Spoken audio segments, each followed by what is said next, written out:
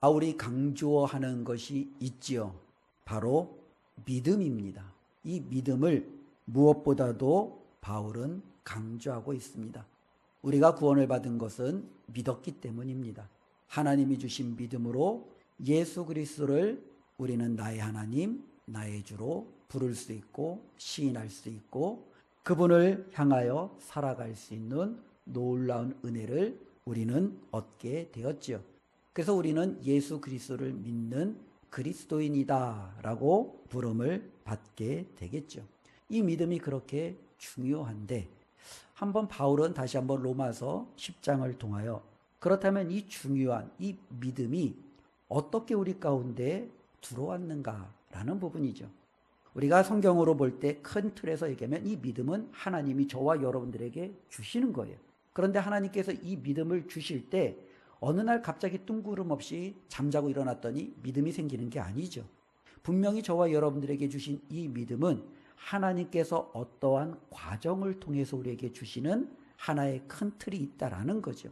바로 그 큰 틀을 오늘 말씀을 통해서 우리에게 증거해 주고 있습니다.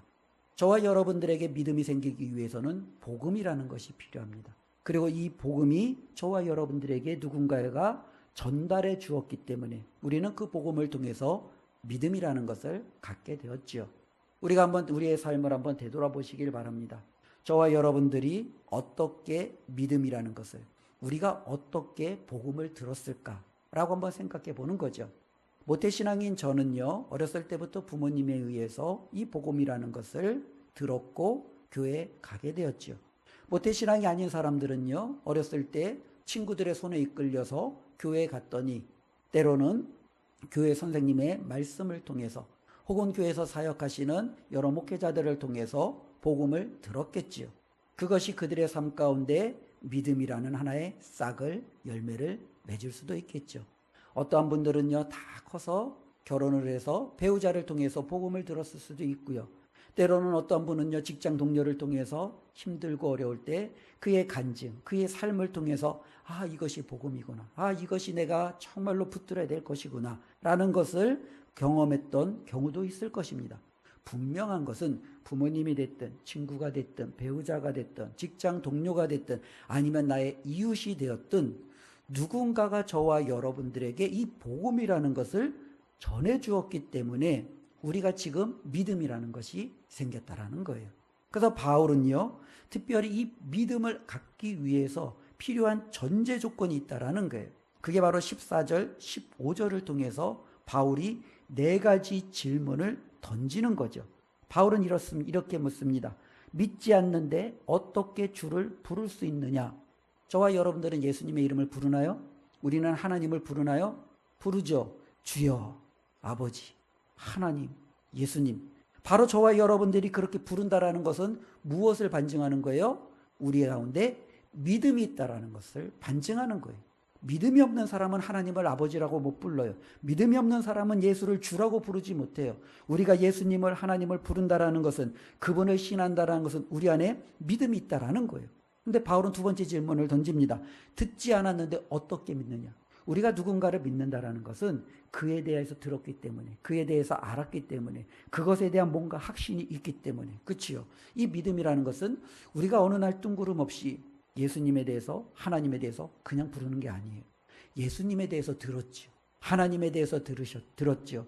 예수님이 어떤 일을 하셨는지, 하나님이 어떤 계획을 가지고 하나님이 어떠한 분이신지 우리는 들었어요. 이 들음이 우리 가운데 믿음이라는 것을 맺히는 거죠. 그런데 바울은 3번째 질문을 합니다. 전하는 사람이 없는데 어떻게 들을 수 있겠느냐라는 것. 저와 여러분들은 예수님에 대해서 들었어요. 하나님에 대해서 들었어요. 그렇다면요, 누가 그것을 우리에게 전해주었느냐라는 거예요. 분명히 전해준 사람이 있다라는 거예요. 전해준 사람이 있다라는 것은 그들이 누군가에 의해서 보냄을 받았다라는 거죠. 그래서 바울은요, 4번째 질문을 합니다. 보내심을 받지 않았는데 어떻게 전할 수 있겠느냐? 즉 보냄받은 자가 있다라는 거예요. 그 보냄받은 자가 저와 여러분들에게 전해주었고 그 전함이 저와 여러분들에게 믿음을 일으켰고 그 믿음이 저와 여러분들이 예수 그리스도를 나의 하나님 나의 주로 시인하고 고백하는 데 이르렀다라는 것. 즉 우리의 이 믿음이 있기 위해서는요, 반드시 무엇이 필요합니까? 복음이 전파되어져야 된다는 거예요. 교회 존재 이유, 성도의 존재 이유도 여기에 있습니다. 분명히 우리가 교회에 모여서 예배하고 하나님 앞에 기도하고 마음을 모으고 주의 사명을 감당하는 것 중요합니다. 그러나 교회가 존재하는 가장 궁극적인 목적 중에 하나는 예수 그리스도께서 제자들에게 마지막 지상명령을 주셨고 그들에게 성령의 놀라운 권능을 약속하시며 그들이 정말로 주님의 증인으로서 땅끝까지 이르러 복음을 증거하는 막중한 책임을 교회에 주셨다라는 거죠. 그래서 이 교회에 주어진 이 막중한 책임과 사명은 저와 여러분들 각자에게 주어진 하나님의 놀라운 사명과 일치합니다. 복음 전파는 반드시 필요하다라고 바울은 선언하고 있습니다. 그래서 세상에는요, 여러 가지 좋은 발자취들이 많이 있습니다. 그 가운데 바울은요, 이사야를 이제 인용하면서 15절 마지막 부분, 중간 부분에 보면 다음과 같이 고백하죠. 기록된 바 아름답도다 좋은 소식을 전하는 자들의 발이요. 그치요? 이사야는요, 아름다운 발이 있다고 했어요. 그 아름다운 발은요, 어떠한 발이에요? 좋은 소식을 전하는 발이에요. 복음을 가지고 누군가에게로 향하는 발이에요. 바로 이와 같은 아름다운 소식을 가지고 주님의 명령을 따라 각자의 삶 속으로 보냄받은 곳에서 그 복음을 선포하는 것만큼 하나님이 기뻐하시는 아름다움은 없다라는 것을 우리가 꼭 기억하시고 우리의 삶이 하나님 앞에 이렇게 인정함을 받았으면 좋겠습니다. 특별히 우리가 이제 그 선교사님들을 말할 때 굉장히 유명한 근대 선교를 이루신 분 중에 한 분으로 윌리엄 캐리라는 선교사님을 듭니다. 그는 영국 사람이었고 인도의 선교사님으로 파송되었고 정말로 자신의 모든 사명을 하나님 앞에 감당했습니다. 그런데 그 윌리엄 캐리를 보면은요, 그가 이 사명을 감당하기에는요, 환경이 그렇게 좋은 환경이 아니었어요. 그는 가난한 집에 태어났고, 그는 일찍 부모를 여의었고, 그래서 그는 어렸을 때부터 구두 수송공으로 일을 할 수밖에 없었습니다. 그럼에도 그는요, 신앙이 남다르게 깊었습니다. 어려운 중에도 하나님의 말씀을 붙들고 믿음대로 살려고 굉장히 애를 썼어요.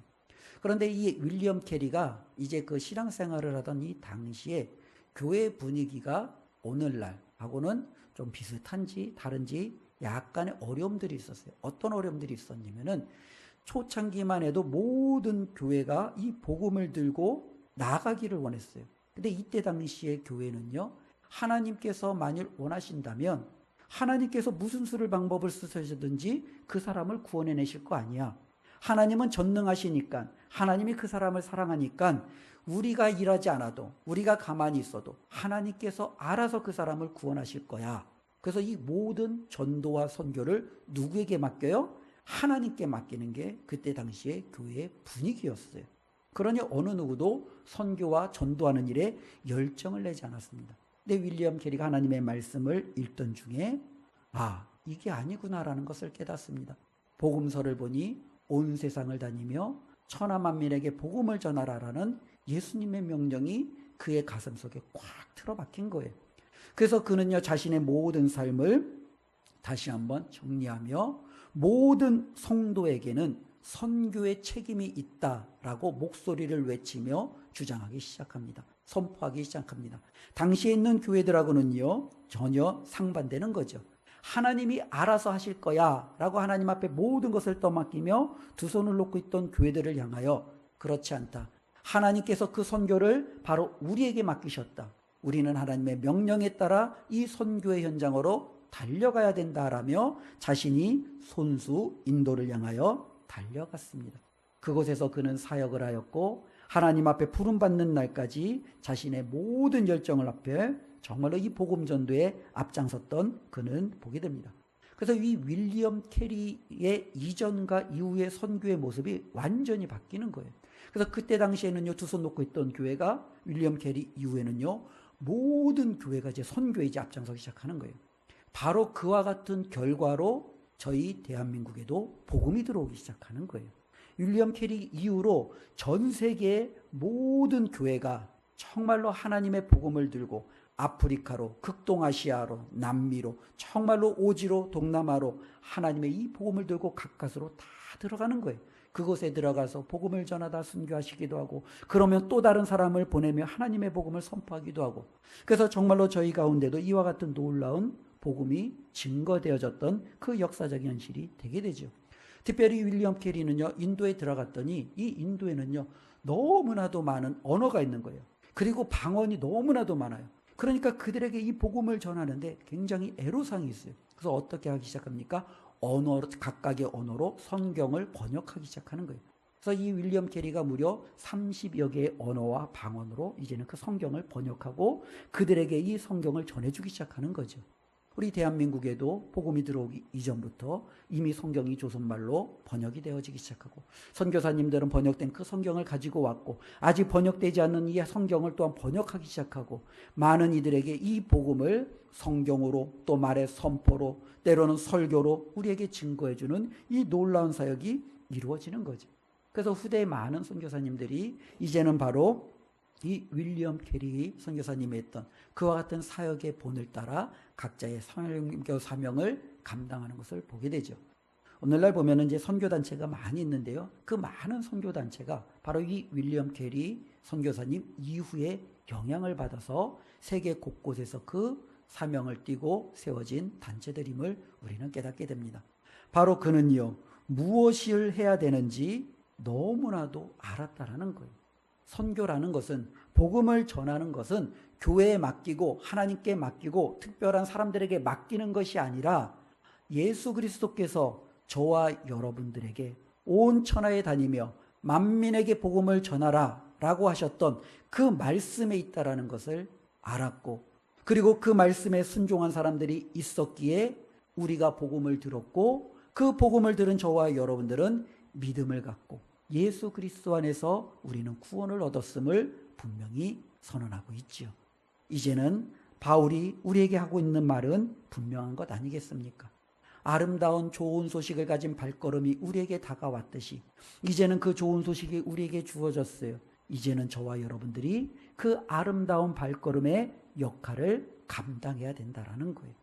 그러나 여전히 우리에게 있어서 이 복음 전파는요, 선교하고 또 주님의 복음을 다른 사람들에게 전도하는 것은요, 우리 많은 믿는 자들에게 있어서 이것은 나와 별개로서 우리가 두는 경우들이 상당 부분 있다라는 거예요. 내가 교회에 와서 봉사하고 헌신하고 하나님의 뜻대로 살려고 거룩해지고 성화되어지고 그러면 됐지, 우리는 이것이 신앙생활의 전부인 것처럼 우리는 그렇게 신앙생활하는 경우들이 없지 않아 있다라는 거예요. 그러나 저와 여러분들이 행하고 있는 그 모든 것들은 하나님께서 우리에게 맡겨주신 가장 큰 영역에 비하면 어쩌면 그 부분은요, 한 영역에 불과할 수도 있다라는 거예요. 우리 주님께서는 저와 여러분들로 하여금 왜 교회에 헌신하라고 하고, 왜 우리가 거룩해져야 되고, 왜 우리가 주님의 사명에 대해서 우리가 눈을 뜨며 그것을 앞장서라고 하겠습니까? 바로 이 복음을 가지고 누군가에게 달려가도록 저와 여러분들에게 맡기시기 위함이라는 거죠. 우리에게 주님께서 맡겨주신 이 귀한 사명이 있다라는 것을 우리가 기억하시며 하나님께서 정말로 우리가 어떠한 삶을 살아가야 되는지를 깨닫고 나아가는 저와 여러분들이 되기를 주님의 이름으로 축원을 드립니다. 특별히 바울은요, 16절 17절에서 그렇다면 이 믿음은 우리가 들음에서 나고, 그리고 특별히 우리가 복음을 듣는다고 했는데 이 복음은 도대체 무엇이냐라는 질문에 이 복음의 구체적인 것을 우리에게 가르쳐주고 있습니다. 이 복음은 바로 우리가 듣는 것은 다름 아닌 말씀입니다. 믿음은 말씀을 들음으로 나는 거예요. 저와 여러분들이 어떠한 형태든지 이 복음을, 이 말씀을 들을 때 우리 안에 믿음이 자라는 거예요. 이 말씀은 다양한 형태로 들려지겠죠. 어떤 사람은 이 성경책을 읽는 중에 그 안에 복음이 심겨 들어줄 수 있어요. 어떤 분들은요, 설교를 듣는 중에 복음이 심겨질 수 있어요. 어떤 사람은요, 믿는 성도와 이야기하던 중에 그의 간증을 통해 복음을 전해 들을 수 있어요. 어떤 사람은요, 지나가다가 외치는 전도자의 그 외침에 그의 마음에 복음이 심겨 들어줄 수 있어요.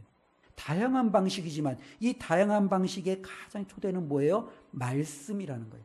이 말씀이 성경책을 통해 전해졌든 설교를 통해 전달해졌든 성도들의 간증과 그의 어쩌면 전도의 삶의 현장을 통해서 전달해졌든 이 말씀을 통해서 우리는요 바로 믿음이라는 것을 갖게 된다라는 거죠. 이 말씀은요 어느 한 시대만 있었던 게 아니에요.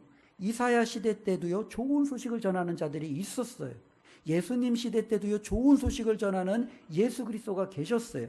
지금 시대에도 여전히 예수 그리스도께서 맡기신 이 좋은 소식을 가지고 움직이고 정말로 나아가는 주의 사역자들이 여전히 있다라는 거죠. 바로 우리의 믿음은요 이 말씀을 들음으로 나타나는 거죠. 우리 17절 말씀, 우리 잘 알고 있는 말씀인데요, 다 같이 한 목소리로 함께 읽어보겠습니다. 그러므로 믿음은 들음에서 나며 들음은 그리스도의 말씀으로 말미암았느니라. 아멘. 예, 그치요. 우리도 그리스도의 말씀을 들음으로 믿음이라는 게 생겼어요. 저와 여러분들에게 하나님께서 이제는 그 말씀을 저와 여러분에게 맡겨주셨어요. 맡겨준 이 말씀을 잘 지켜라, 잘 보호해라, 이것을 잘 간직하라. 하나님이 그 용도로 맡겨주셨을까요? 아니에요. 그 말씀을 이제는 모르는 다른 사람에게 전달해 주라고 우리에게 맡겨주신 거예요. 이제는 너가 받은 그 복음을, 이 복음의 가치를 모르고 이 진리를 모르고 아직 믿음 가운데 들어가지 못한 그들에게 가서 이 복음을 전해주라는 거예요. 가족이 될 수 있어요. 직장 동료가 될 수 있어요. 내 정말로 이웃들이 될 수 있어요. 내가 지금까지 알고 지냈던 사람이 될 수 있어요. 그들에게 저와 여러분들이 하나님의 이 말씀, 이 복음을 전달해 줄 것, 이것이 바로 하나님께서 우리에게 맡겨주신 놀라운 사명이라는 겁니다. 특별히 믿음은 말씀을 들음에서 났다라는 것은 성경 여기저기에서 많이 기록되어져 있습니다. 사도행전에 보면은요, 에티오피아의 한 권력자인 네시가 예루살렘에 예배하러 왔습니다. 예배를 드리고 난 그는 자신의 고국으로 돌아가는 중이었습니다. 고국으로 돌아가던 중에 그는요, 이사야서의 말씀을 읽기 시작합니다. 근데 이사야서의 말씀을 읽는데 어려워요. 배경도 어렵고 이사야 선지자가 누구를 향하여 말하는 건지도 잘 이해가 되지 않아요. 읽기는 읽었지만 어려워요. 그때 하나님께서 빌립 집사를 바로 이 에티오피아 네시에게 보냅니다. 그리고 빌립은요, 에티오피아의 네시를 만나 그에게 그가 읽은 말씀을 설명해주고 풀어주기 시작합니다. 그때 이 에티오피아 네시아에게 무엇이 생겨요? 믿음이 생깁니다. 그리고 그가 빌립에게 내가 여기서 세례를 받는 것이 무슨 거리낌이 있느냐 하며 세례를 받고 자신의 믿음을 고백하며 정말로 자신의 고국으로 돌아가는 일들이 일어나죠. 사도행전에 보면은요, 성령이 오순절 마가다락방에 임하죠. 그리고 그 마가다락방에 오순절에 성령이 임하자 그들이 정말로 각 언어로 방언을 말하기 시작합니다. 사람들이 놀라기 시작합니다. 그때 성령이 충만한 베드로가 일어나 그들을 향하여 복음을 선포합니다. 너희가 죽인 나사렛 예수 그분이 바로 정말로 하나님께서 우리에게 보내신 구주시다라는 거예요. 이 말씀을 들었을 때 많은 이들이 마음에 찔림을 받으며 우리가 어찌할꼬 그들이 탄식하며 애타합니다.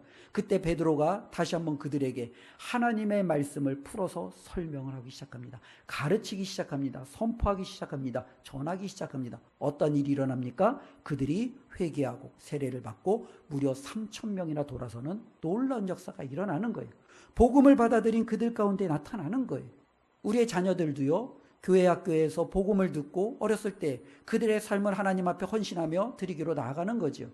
어쩌면 저 역시도 그 중에 한 사람이죠. 고등학교 때 복음을 듣고 하나님 앞에 주님의 귀한 정말로 목회자의 사역을 해야겠다라고 결단했던 과정이 있었고요. 수많은 선교사님들도 보면요, 어쩌면 어렸을 때 교회에서 들었던 선생님의 말씀, 때로는 교육자들의 말씀을 듣고 그들의 마음이 주를 향하여 뜨겁게 일어나며 헌신하며 나가는 경우들이 일어나죠. 우리 성도들의 삶 가운데도 그런 모습들이 있잖아요. 어떤 누군가의 간증을 듣고 저분의 간증을 보며 하나님의 역사심을 정말로 나의 역사심으로 나도 정말로 체험하고 싶어 그 복음을 들고 누군가에게 다가가 또 그 복음을 증거하는 삶이 우리 가운데도 일상적으로 나타날 수 있다라는 거예요. 즉, 이 복음은요, 저와 여러분들이 누군가에게 선포하고 전파할 때 그들이 그것을 들음으로 믿음이 생겨난다라는 거예요. 그래서 믿음은 우리가 복음을 들음으로 하나님의 말씀을 들음으로 생겨나는 거예요. 그러나 말씀을 듣지 않으면 실질적으로 이 믿음이 생기지 않는 경우들이 있어요. 우리가 실질적으로 이 말씀을 듣다 안 듣다를 가지고 이 시간 우리가 이것을 구체적으로 설명할 이유는 없겠죠. 말씀을 듣고 안 듣는다는 것은 귀로 듣고 내가 지식으로 쌓았다고 해서 말씀을 들었다라고 말할 수가 없는 거예요. 오늘날 많은 교회에 어쩌면 이와 같은 것으로 들었다라고 한다면 대부분의 성도들이 말씀을 들었죠. 매주일 와서 하나님의 말씀을 듣잖아요. 그들의 지식이 말씀의 지식으로 쌓아지잖아요. 그러나 그것이 정말로 하나님께서 행하신 그 말씀을 들었다라고 표현할 수 있느냐라는 거예요. 그렇지 않다라는 거예요. 에디피아 내시가 말씀을 들었을 때 반응, 초대교회에서 베드로가 선포했을 때 그 말씀을 들었던 정말로 각처에서 온 유대인들의 그 반응, 그리고 교회 학교나 어렸을 때 내가 하나님의 말씀을 들었을 때 그 반응들을 보면 단지 내가 앉아서 오늘 설교를 들었고 오늘 내가 정말로 그 하나님의 말씀을 배운 것이 이 말씀을 들은 게 아니죠. 특별히 예수님께서 이 땅에 오셔서 하나님의 말씀을 직접 전하셨습니다. 바리새인과 서기관들은요, 예수님의 말씀을 직접 들었던 자들이에요. 그들은 예수님이 자신들의 앞에서 기적을 행하시는 것을 보았어요. 그들은 예수님께서 행하시는 이 모든 능력을 온전히 자신들의 오감으로 다 체험했어요. 그런데 그들은요, 예수 그리스도를 믿지 않았어요. 그들이 들었다라고 말할 수 없겠죠. 사도행전에 보면요, 아그리빠라는 왕이 등장합니다. 바울이 이제는 붙잡혀서 로마의 재판을 받으러 가기 이전에 아그리빠라는 왕 앞에서 자신이 변론하는 그와 같은 기회를 갖게 됩니다. 그때 이 바울의 변론은 한 가지예요. 나는 유대인들에게 어떤 죄도 지었지 않았다. 내가 한 것이 있다면 다메섹에서 만난 그 예수 그리스도가 나의 구주라는 사실을 알았기에 나는 그 구주를 모든 사람들에게 전한 것 외에 나는 그 어떠한 잘못도 행하지 않았다. 지금 내가 당신 앞에 정말로 두 손이 포승줄로 묶여 있고 감옥에 내가 들어가야 될 처지에 있지만 그럼에도 나는 후회하지 않는다. 나는 내가 전한 그 예수 그리스도를 당신에게도 전하고 당신도 나와 같이 정말로 예수 믿는 사람이 되기를 원한다. 이와 같은 놀라운 복음을 전하기 시작합니다. 그때 아그리빠 왕이 뭐라고 합니까? 네가 작은 말로 나를 권하여 나를 설득하여 그리스도인이 되게 하려겠느냐 하며 이 바울을 책망하며 떠나죠. 그도 분명히 바울을 통해서 복음을 들었어요.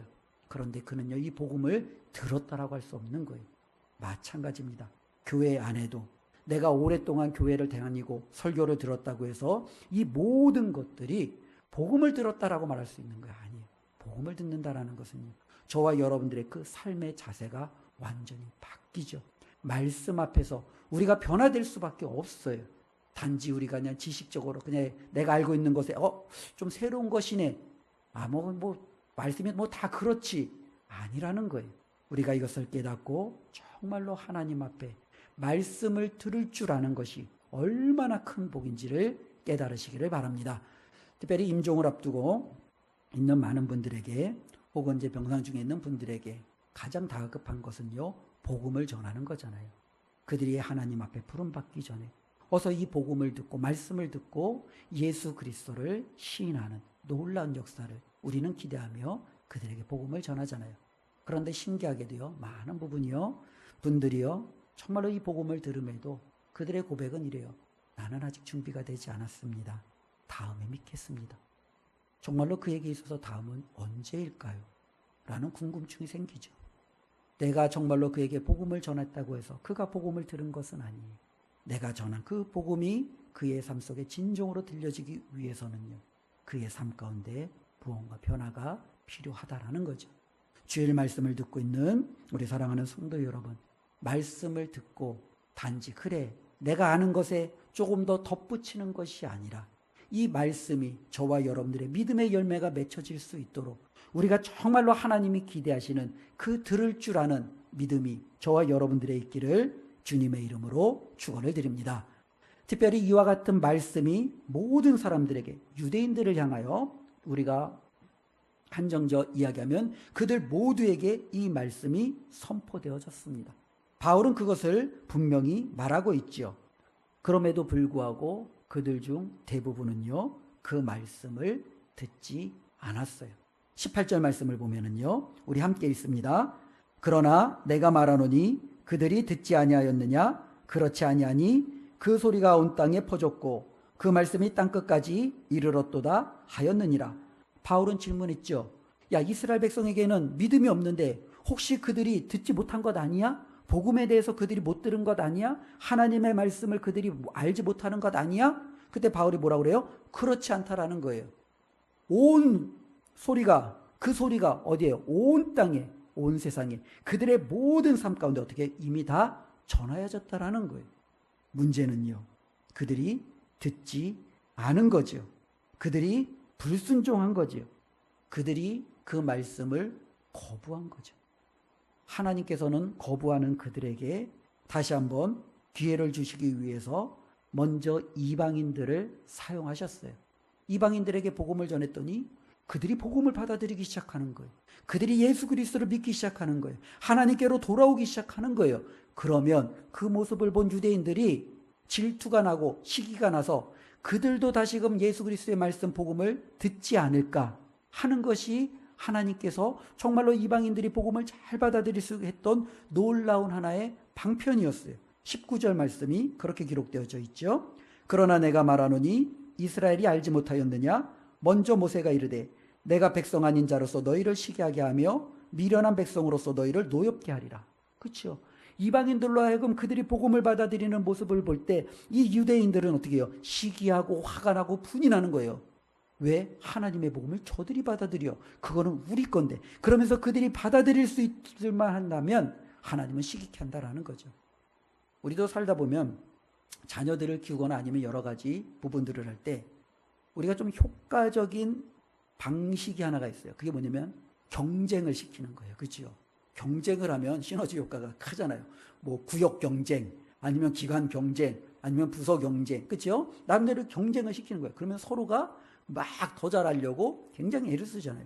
지금 하나님은 이방인들에게 어쩌면 이와 같은 일들을 복음을 그들이 잘 흡수하고 받아들이게 함으로 유대인들이 그의 마음을 돌이켜 이방인들처럼 복음을 받아들일 수 있도록 하기 위해서 하나님께서는요 또 한편으로 그들에게 기회를 주신다라는 거예요. 그런데 하나님의 기회는요 거기에만 있지 않고요 한 번 더 기회를 주셨습니다. 21절을 보면은요 우리 21절 함께 읽습니다. 이스라엘에 대하여 이르되 순종하지 아니하고 거슬러 말하는 백성에게 내가 종일 내 손을 벌렸노라 하였느니라. 하나님 앞에 이스라엘 백성은 어떤 사람이었습니까? 순종하지 않는 사람들이었습니다. 하나님을 향하여 거슬러 말하는 사람들이었습니다. 구약에 보면 목이 고진 사람들이었습니다. 완고한 사람들이었습니다. 하나님을 향하여 언제나 그들은요 내하고 달려가며 순종했던 적이 없었던 사람들입니다. 그러한 사람들을 향하여 하나님께서 지금 어떻게 하고 계십니까? 손을 벌려 기다리고 있다라는 거예요. 그들이 오기까지, 그들이 이 복음을 받아들이기까지 여전히 그들을 향하여 손을 뻗고 기다리시는 하나님의 모습을 바라보죠. 오늘도 여전히 하나님은 교회 안에 있는 성도들 가운데 복음은 들었지만 이스라엘처럼 이 복음으로 믿음으로 온전하게 열매 맺지 못하는 그들을 향하여 하나님은 손을 뻗어 그들을 기다리고 있겠지요. 세상 속에서 여전히 복음을 듣지 못한 그들을 향하여 하나님은 우리가 빨리 그 복음을 가지고 그들에게 달려가 복음을 증거함으로 그들이 하나님께로 돌아오기까지 하나님은 그들을 향하여 손을 뻗어 종일토록 기다리고 계시겠죠. 이것이 바로 하나님의 마음입니다. 우리가 이 하나님의 마음을 알아 우리의 남은 생애를 어떻게 살아가야 될지를 다시 한번 기억했으면 좋겠습니다. 하나님께서 좋아하시는 것이 있습니다. 바로 오늘 말씀에 좋은 소식을 전하는 자들의 발이에요. 우리들의 발걸음은 하나님 앞에 다 아름답고 멋지고 좋은 발이에요. 어떤 사람은 가정을 책임지기 위해서 아침부터 일터로 직장으로 달려나가는 발이 있죠. 하나님이 보실 때 그 발은 참 대견한 발일 겁니다. 때로는 하루 종일 가정을 섬기기 위해서 주방에 서서 또 거실에서 열심히 가정을 위해서 일하는 그 발도 하나님 앞에 아름다운 발일 것입니다. 우리가 누군가를 만나며 열심히 자신의 건강을 위해서 때론 취미를 위해서 또 최선을 다해서 여러 가지 모든 삶을 누리는 것도 하나님 앞에 귀하고 소중한 발이겠지요. 그런데 그것보다도 하나님께서 더욱더 귀히 여기시고 정말로 오늘 말씀에 정말로 하나님께서 아름답다라고 표현하신 발이 있는데 그것은요, 복음을 가지고 나가는 발입니다.